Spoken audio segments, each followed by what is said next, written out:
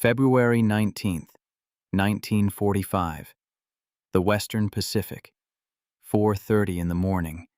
The sea is black and breathing.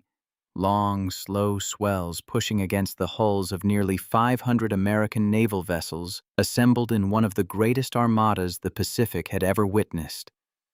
Above the waterline, in the gray half-dark before a volcanic island not yet visible on the horizon, as the air smells of diesel fuel and salt water, and the particular metallic tension that soldiers carry in their bodies when they understand with absolute certainty that before this day is finished, many of them will be dead.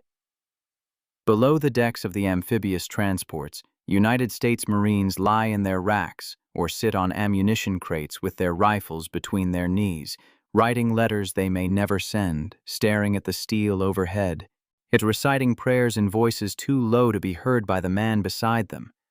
Some are 18 years old, some are still teenagers. None of them are entirely certain what they are sailing toward, though they have been told its name. Iwo Jima, 2 Jima, Sulphur Island, a volcanic mass of black sand and honeycombed rock barely 8 square miles in size, rising like a clenched fist from the Pacific Ocean, and fortified by 22,000 Japanese soldiers who had spent 17 months turning its interior into the most elaborate underground military fortress in human history. But in the darkness of those pre-dawn hours, there is something moving through the American fleet that the Japanese garrison on that island could not yet know. Something invisible and ancient and utterly unstoppable. Something that had already crossed oceans and jungles and coral atolls, as something that had already changed the shape of the war. In the radio compartments of the command ships, young men from the high desert of the American Southwest sat at their stations and waited. Their lips would soon move, and when they did, they would speak in a language that had existed for centuries in the red stone canyons of the American Southwest, a language born from the land itself. It carried in the memory of a people the American government had once tried to erase, a language that the finest cryptanalysts of Imperial Japan had listened to for 2 years and could not decode, not a single word, not a single syllable, not a single sound. This is the story of the Navajo code talkers, and it is also the story of what happens when an empire built on the arrogance of conquest tries to read a voice it has no language to understand. And to understand why the sound of a Navajo voice crackling through a military radio in the spring of 1942 would eventually leave the Japanese intelligence apparatus in a state of profound institutional horror, one must first understand the communications landscape of the Second World War in the Pacific, and the extraordinary confidence with which Imperial Japan entered that landscape. Japan had not stumbled into war with the United States. It had calculated, it had planned, it had built. Yet over the preceding decade, one of the most sophisticated military intelligence and cryptanalysis operations in the world. Japanese cryptanalysts were not amateurs. They had spent years studying the communications patterns of Western powers, and they had been rewarded for that effort in ways that had directly shaped Japanese military strategy. By the time the attack on Pearl Harbor was launched on the morning of December 7, 1941, its Japanese signals intelligence had already demonstrated a remarkable capacity for penetrating Allied codes. The Imperial Japanese Navy's Signals Division, known as the 4th Department, had made the interception and decryption of enemy communications a central pillar of its operational doctrine. And it worked. In the early months of the Pacific War, Japanese signals operatives broke American and British military codes with troubling regularity. Standard American military encryption systems, the kind used in routine tactical communications, troop movements, supply requests, artillery coordinates, were cracked by Japanese analysts within a matter of hours or days.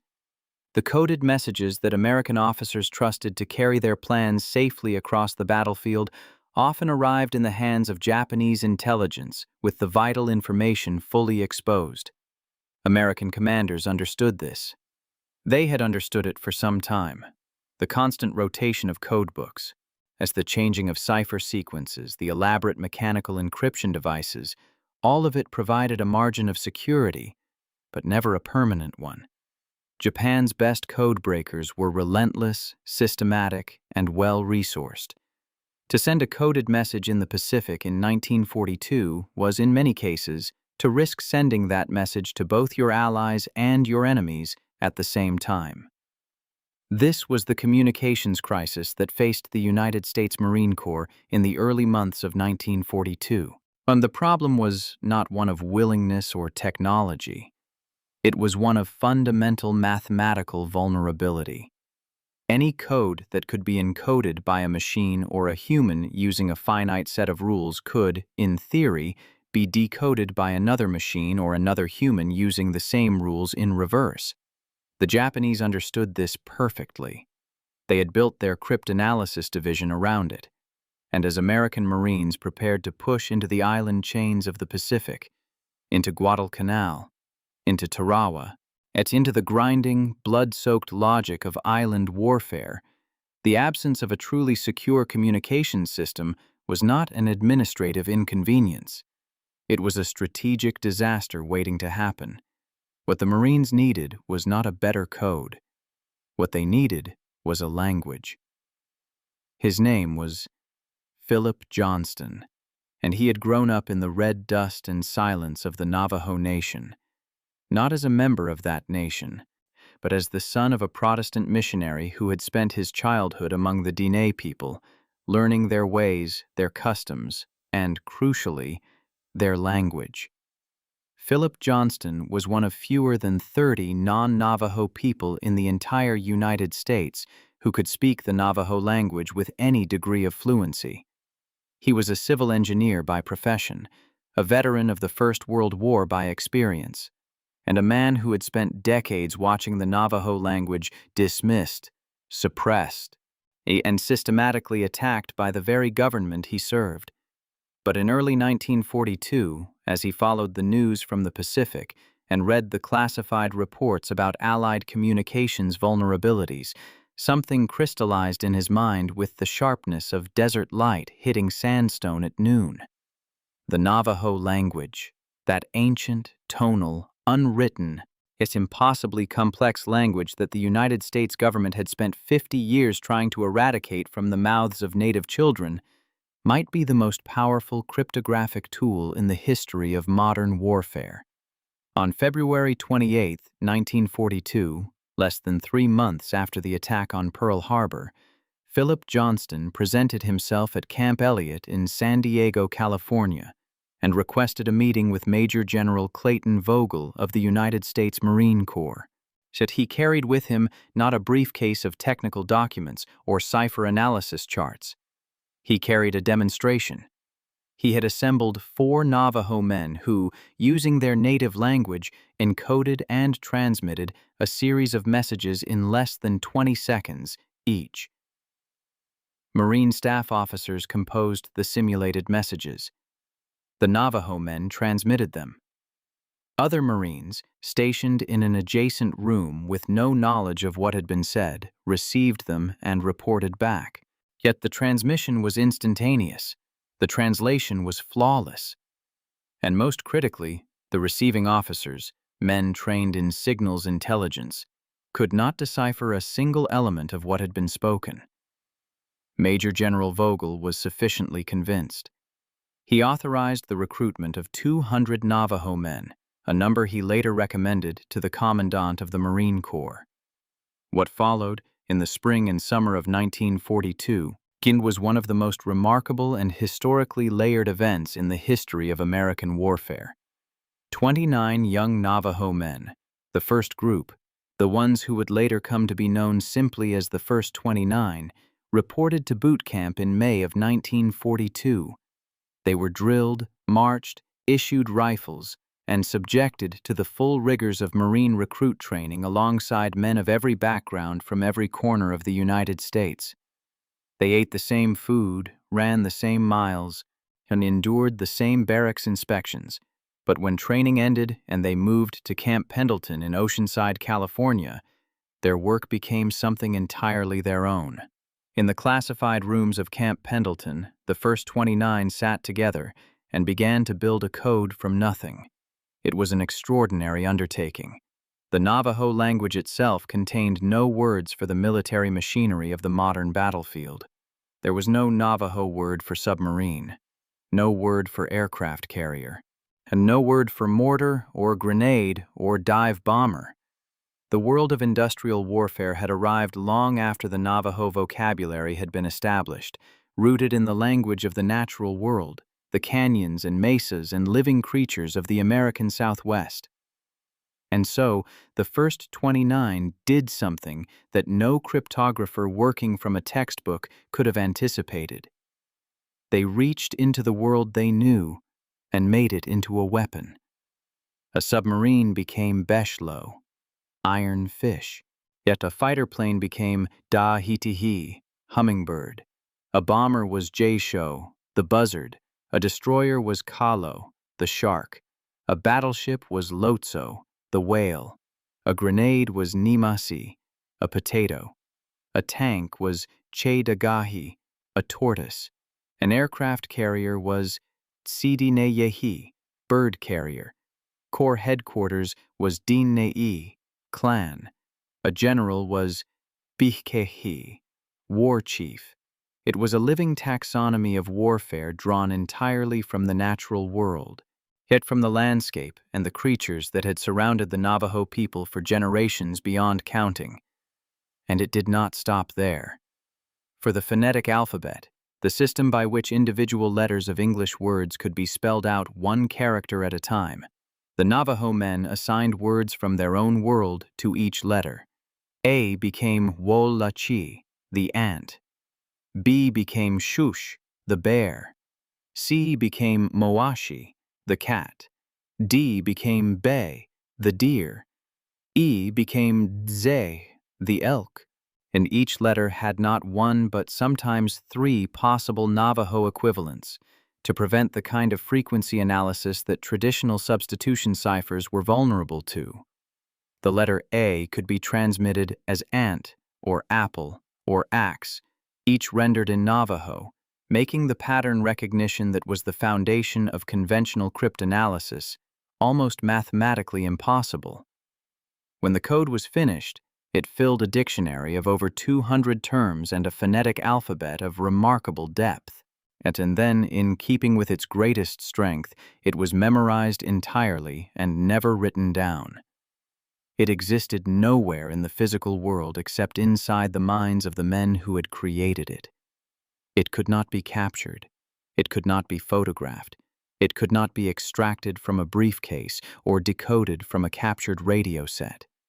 It lived, as the Navajo language had always lived, in the voice, in the breath, in the human throat. Yet this was the weapon that the United States Marine Corps was preparing to introduce into the Pacific War. But before that weapon was ever deployed, one must pause and look backward through the decades to understand who these young men were and what it had cost them simply to speak. The Navajo people, the Diné, had walked a road of suffering before the road of war.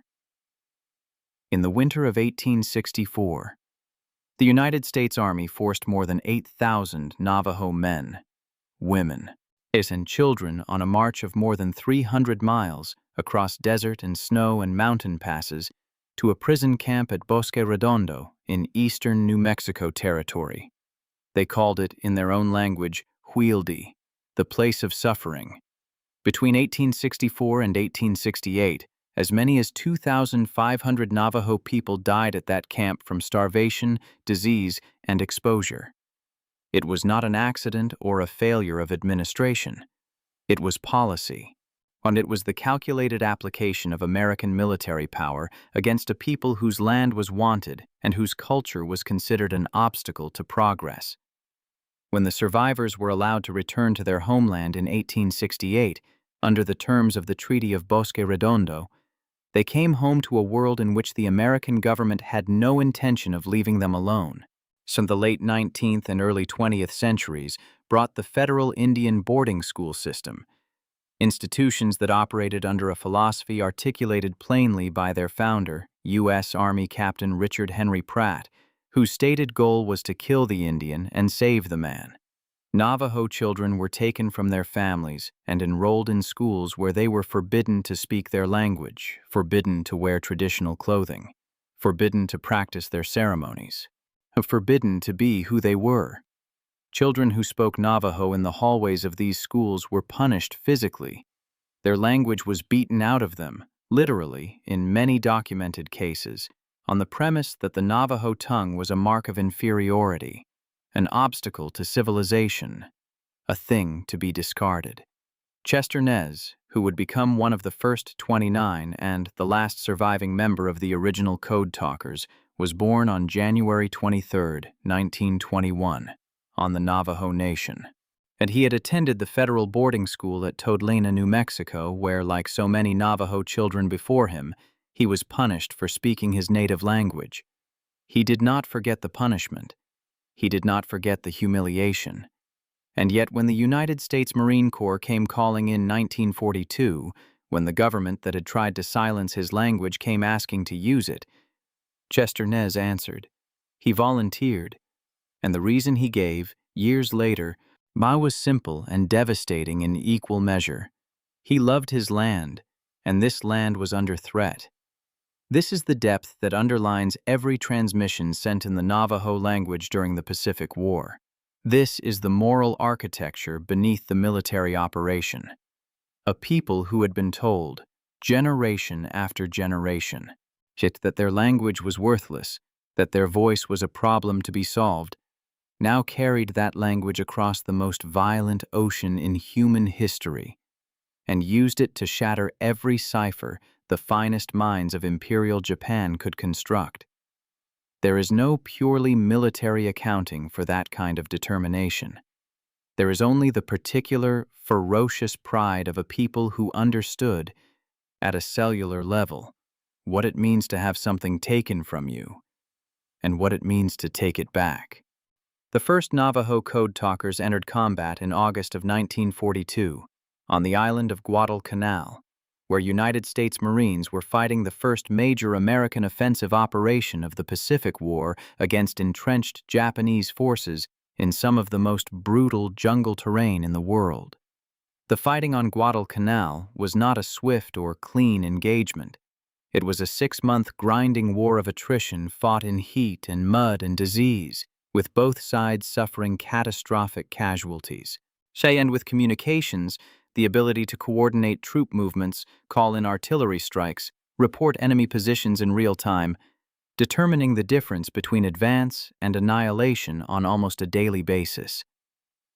When the Navajo Code Talkers keyed their radio handsets for the first time in combat and began to speak in the ancient language of the American Southwest, the signal went out across the Pacific airwaves and into the headsets of Japanese signals operators who had been monitoring every frequency the Americans used with professional patience and methodological precision. The Japanese operators heard it. They recorded it immediately. They sent the recording to their cryptanalysts and waited for the decryption that had always, eventually, come. It did not come. The Japanese signals officers listened to the recordings again. They applied their frequency analysis tables. They listened for patterns in the phonemic distribution.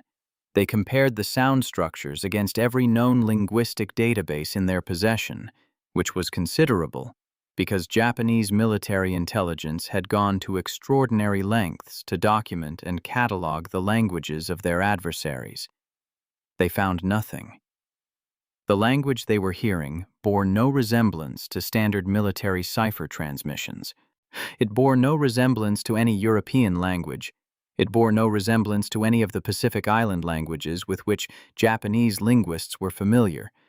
It sounded, to the ears of trained Japanese cryptanalysts who had spent careers cracking the structured mathematical regularities of conventional codes, like nothing so much as the voice of the earth itself, tonal, shifting, alive with sounds that had no equivalent in any language they had ever encountered.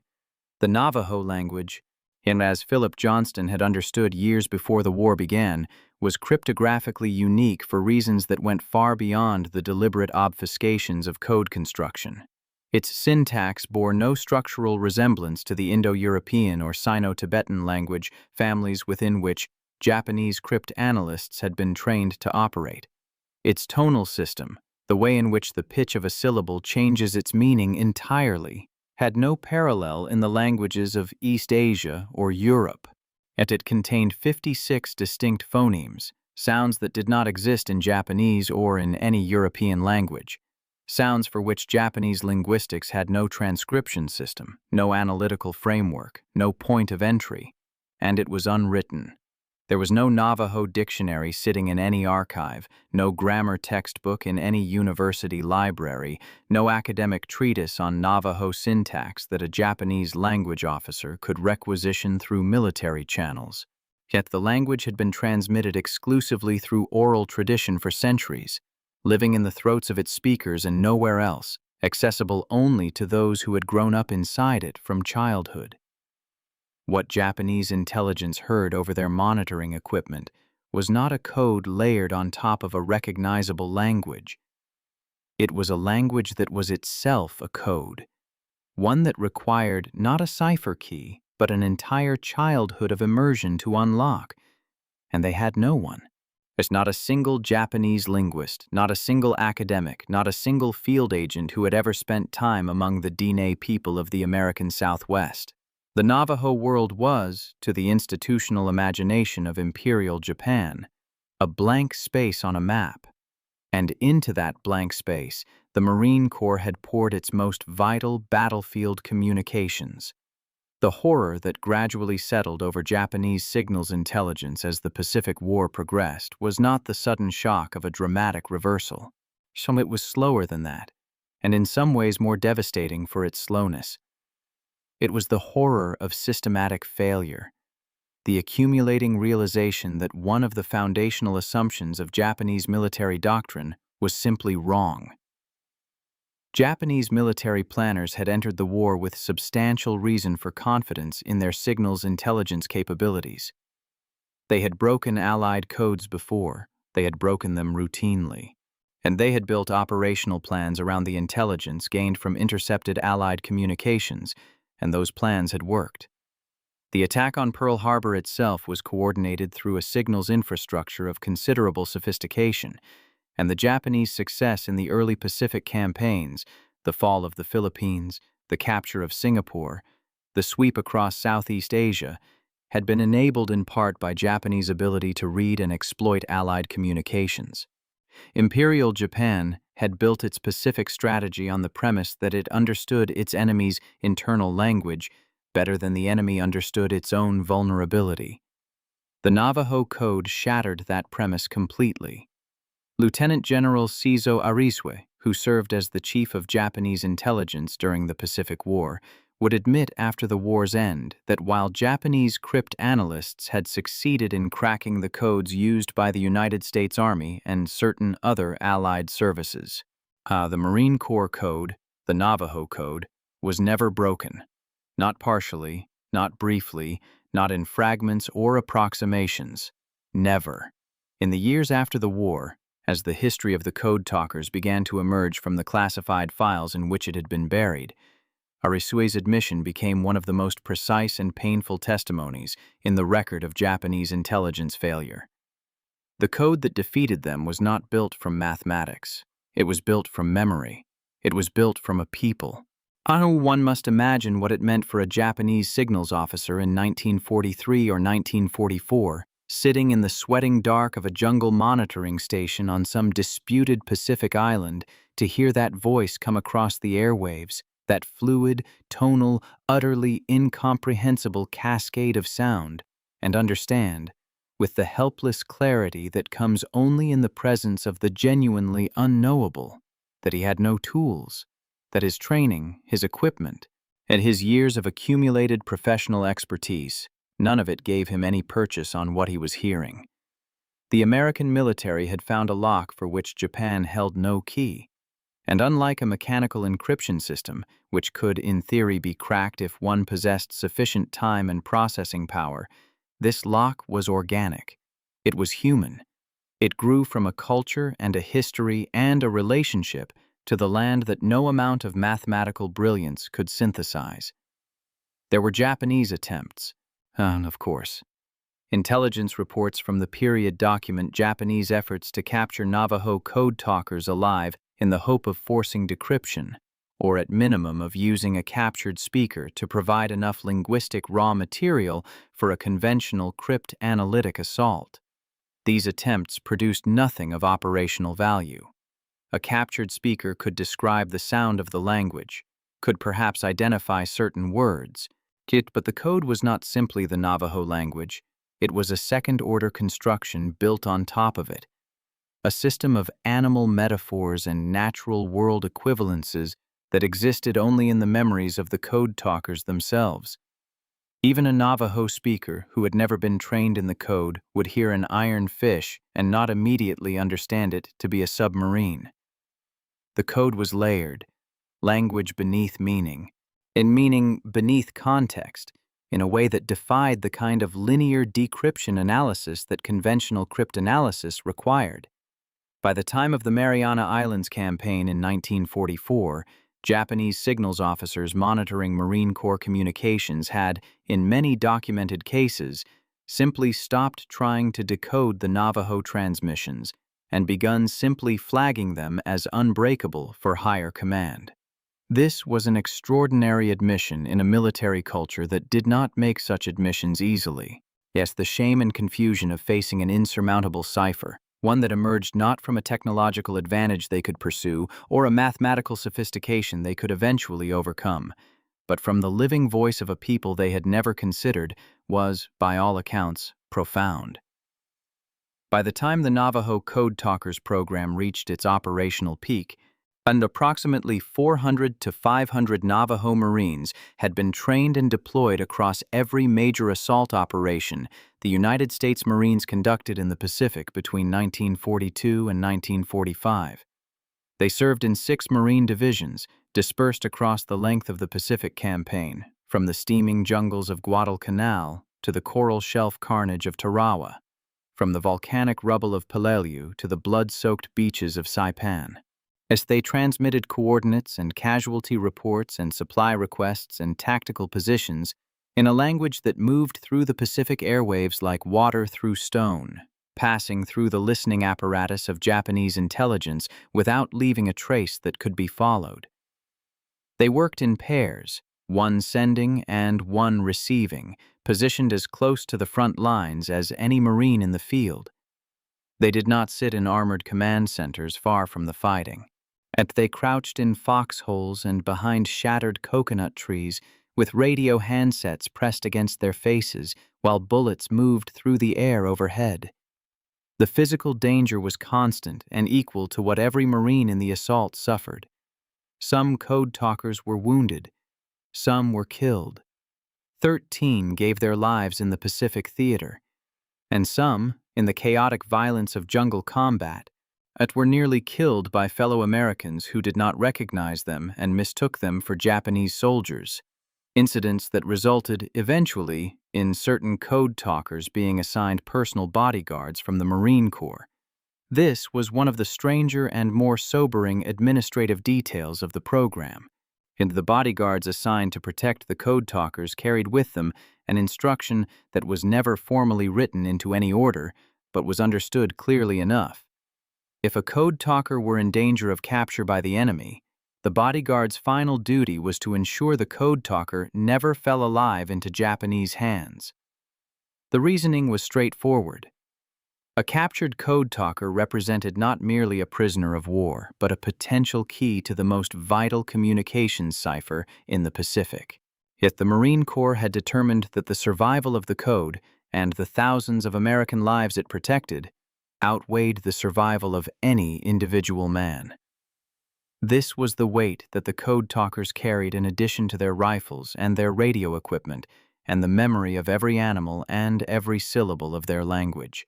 Because they were simultaneously the most valuable men in the Pacific theater and men for whom their own military had written a contingency plan that ended with their deaths.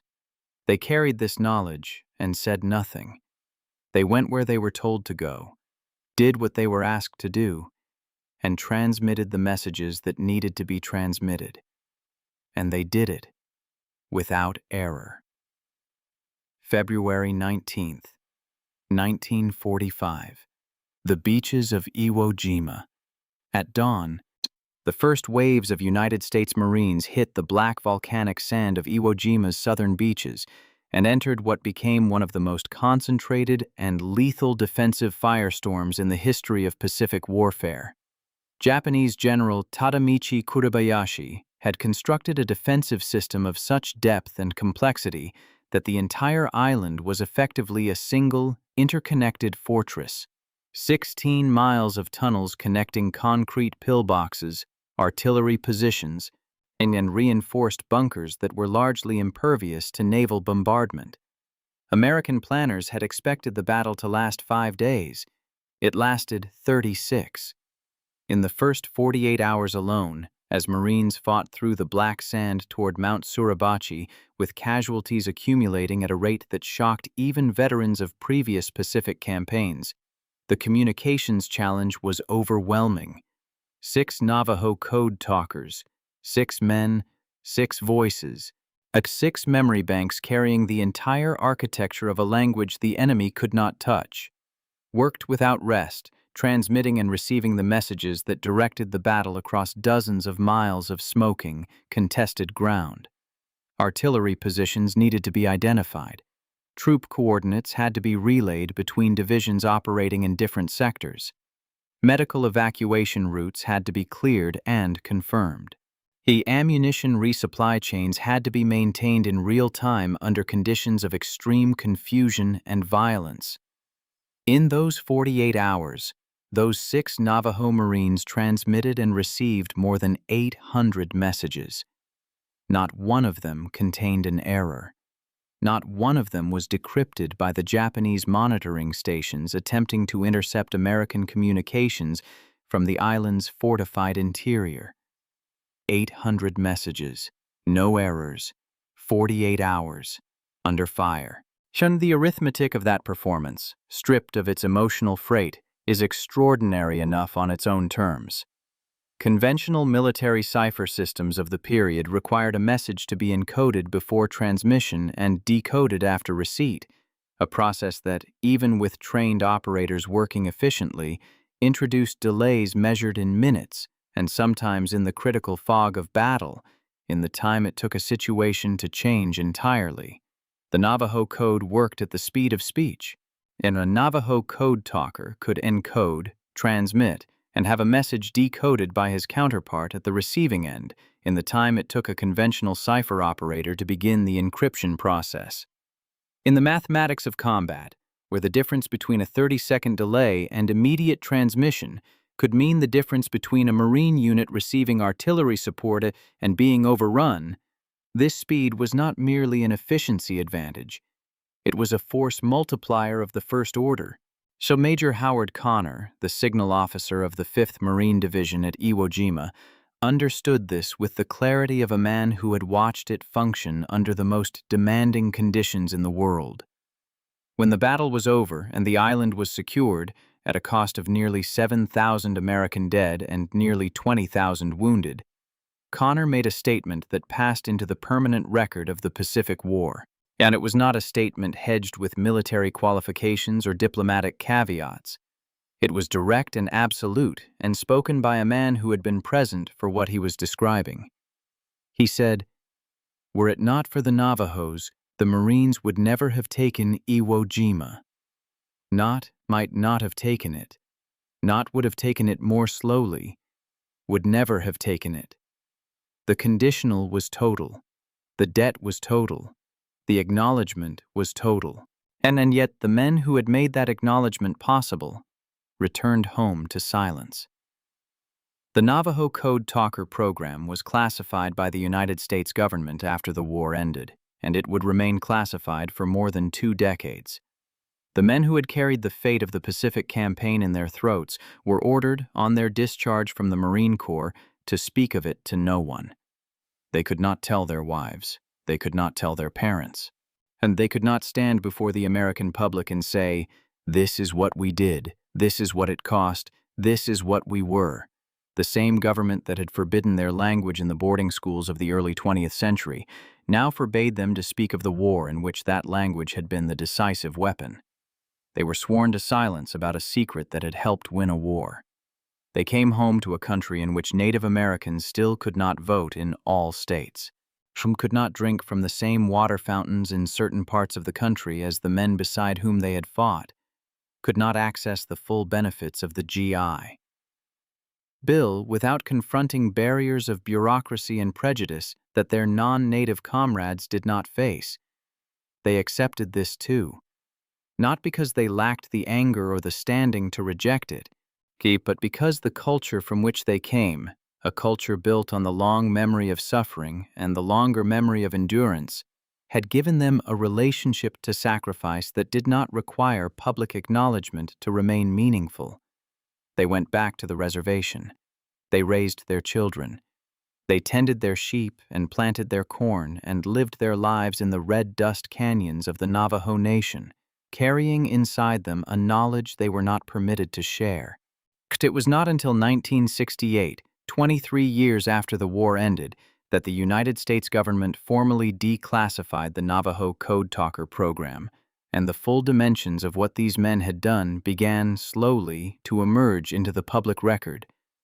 And it was not until July 26, 2001, 56 years after the Battle of Iwo Jima, 59 years after the first 29 reported for duty at Camp Pendleton, that President George W. Bush, in a ceremony at the United States Capitol, presented the Congressional Gold Medal to 4 of the 5 surviving original Code Talkers.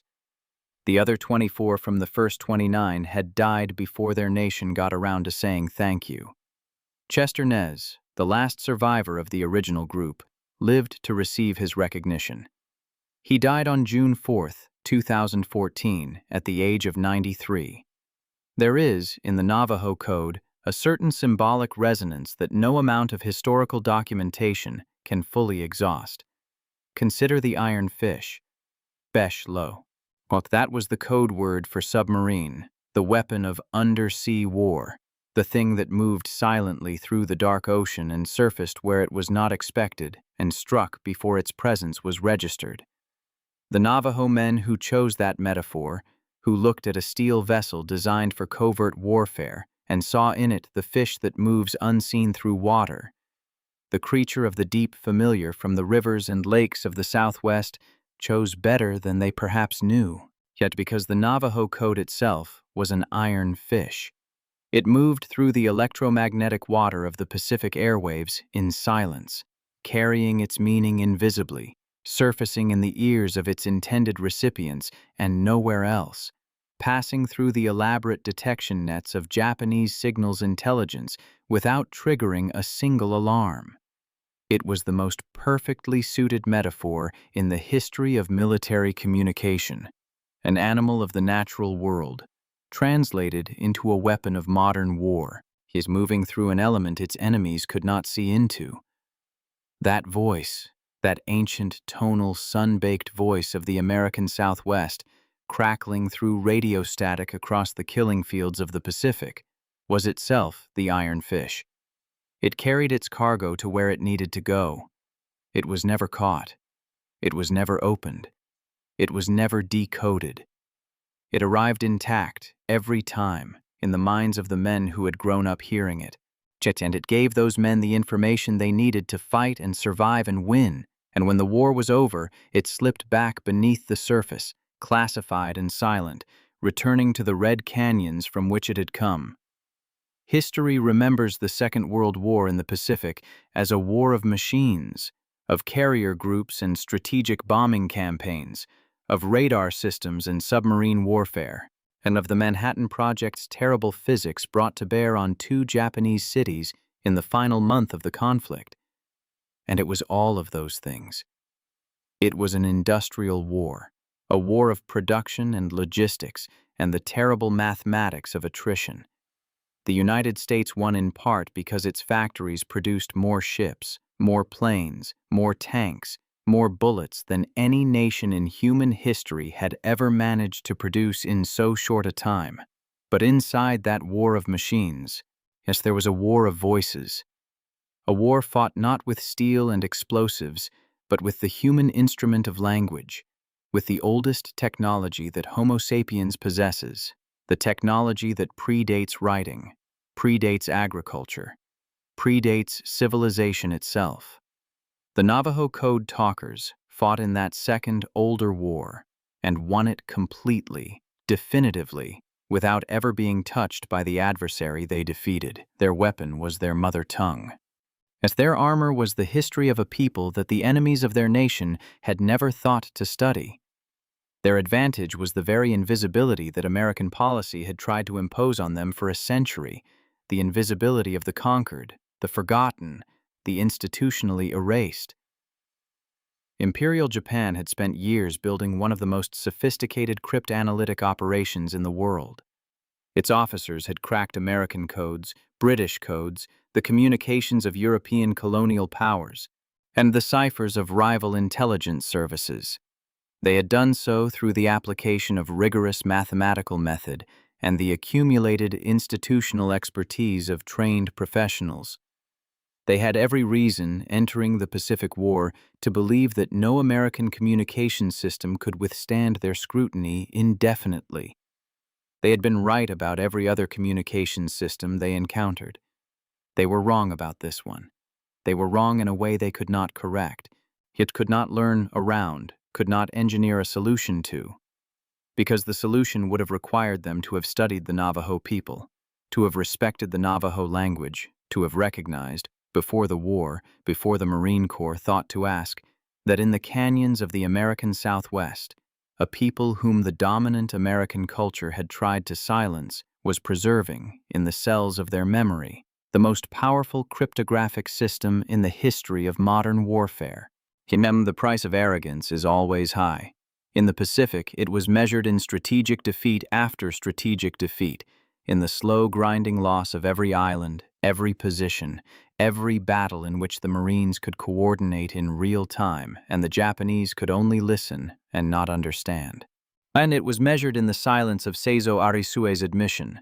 We never cracked the Marine Code, which echoed across the decades long after the war was over, and the empire that had refused to imagine what it did not already know had been dissolved into history. Some things cannot be taken from a people, not by forced marches through winter desert, not by boarding school dormitories and the physical punishment of children who spoke their grandmother's words, as not by the systematic erasure of culture and language and land. Some things root too deep, carry too much, live in places that no military order and no government policy can reach.